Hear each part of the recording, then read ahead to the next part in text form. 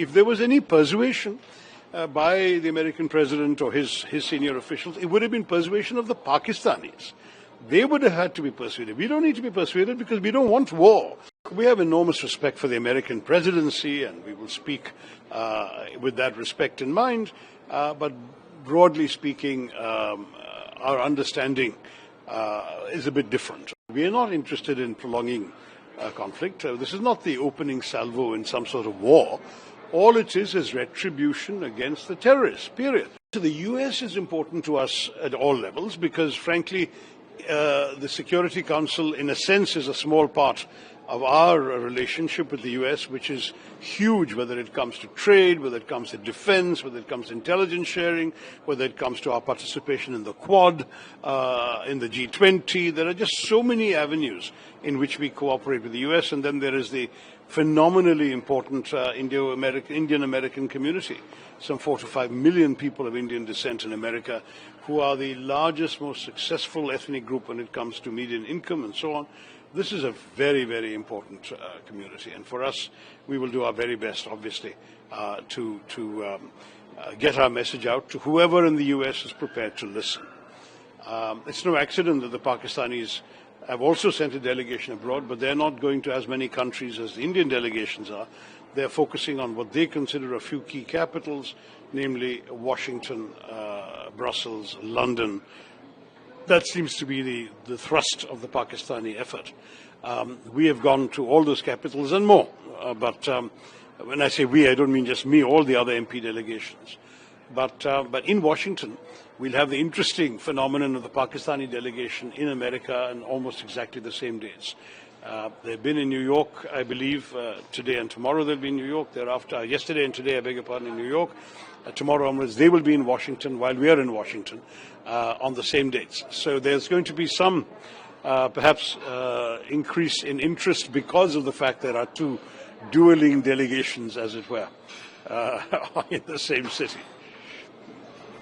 So since this India-Pakistan war, United States is one country that has always been on headlines because of Donald Trump, who has been claiming a mediation or getting a ceasefire between the two countries. During our engagements there, will this come up?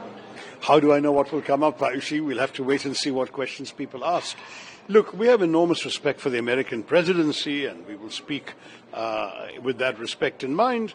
But broadly speaking, our understanding is a bit different.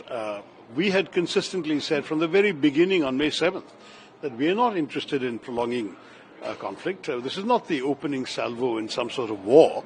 All it is retribution against the terrorists, period. If Pakistan had not reacted, we would not have reacted. That would have been the end of that. Pakistan chose to react with shelling, then we reacted to the Pakistan reaction. And throughout every day, the message was the same from India to everybody who would listen. If they hit, we'll hit. If they stop, we'll stop. We don't want war. We want to focus on our growth and development. This message was given to everybody.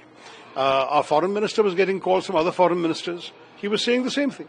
So in that sense, no one needed to persuade us to stop. We had already said stop. So if there was any persuasion by the American president or his senior officials, it would have been persuasion of the Pakistanis.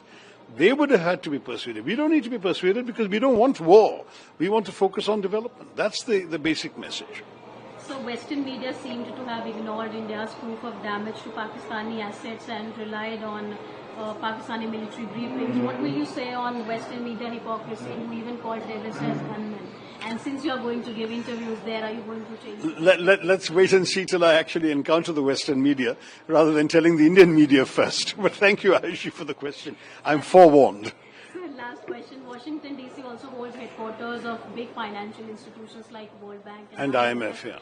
World Bank recently unveiled a $40 billion long-term financial support to Pakistan, and IMF also bailed out recently. What is your assessment on that?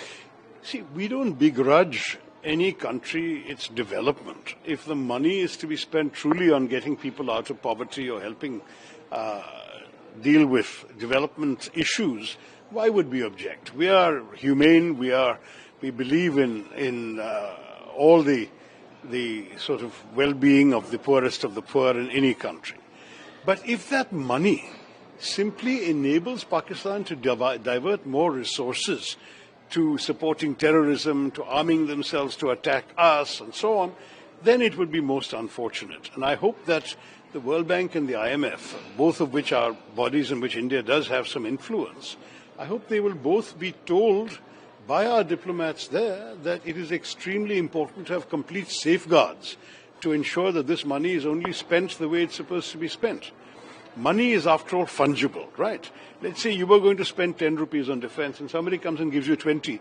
You will happily take 10 and put the other 10 to defense and save yourself the first 10. This is the kind of human nature. So any lender must take adequate precautions to ensure that their money is only spent for the purposes for which it is being given. Otherwise, frankly, we would not object normally to development assistance per se. Our objection is to the misuse of financial freedoms made possible by this assistance. So there was also a terror attack in USA in border. What do you say on that? Well, we immediately reacted. As soon as we saw the reports, the delegation I consulted and I issued a tweet, which they've all retweeted, saying that we express shock and condemn the terrorist attack. We were relieved there was no loss of life. And we endorsed the Secretary of State's message, which is that he said terrorism has no place in our country, and that terrorism has no place in either his country or ours. When we don't believe that terrorism should have any place in any civilized nation. And that message is something we will underscore when we get to America.